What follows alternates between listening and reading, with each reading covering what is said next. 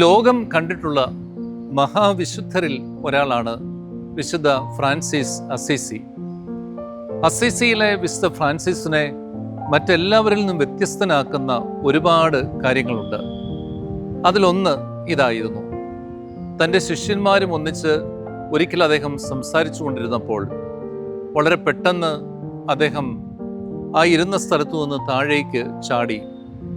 ആ താഴെ മുഴുവനും റോസകളായിരുന്നു, മുള്ളുകളുള്ള റോസ ചെടികളായിരുന്നു. അതിൽ കിടന്ന് അദ്ദേഹം ഉരുണ്ടു. ശിഷ്യന്മാർ ഓടി വന്ന് അദ്ദേഹത്തെ പിടിച്ചെഴുന്നേൽപ്പിച്ച് ദേഹമാസകലം അദ്ദേഹത്തിന് മുറിവേറ്റിരുന്നു. എന്തുകൊണ്ടാണ് അങ്ങ് ഇങ്ങനെ ചെയ്തത് എന്നവർ ചോദിച്ചു.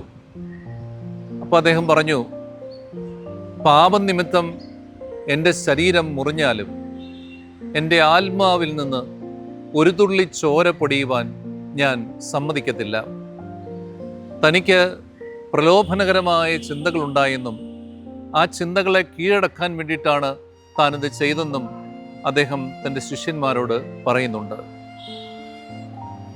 ശരീരത്തെ പാപം ആക്രമിച്ചാലും ആത്മാവിൽ നിന്ന് ഒരു തുള്ളി ചോര പൊടിയുവാൻ ഞാൻ അനുവദിക്കില്ല എന്ന് പറയുന്ന ഒരു വിശുദ്ധൻ്റെ നിഷ്കളങ്കതയും നൈർമല്യവും ആന്തരിക ധാർമ്മികതയുടെ പ്രഭാവവും നമ്മൾ അദ്ദേഹത്തിൽ കാണുന്നുണ്ട്.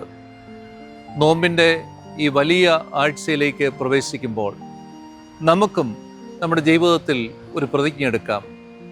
എൻ്റെ ആത്മാവിൽ നിന്ന് പാപനിമിത്തം ഒരു തുള്ളി ചോര പൊടിയുവാൻ ഞാൻ അനുവദിക്കുകയില്ല.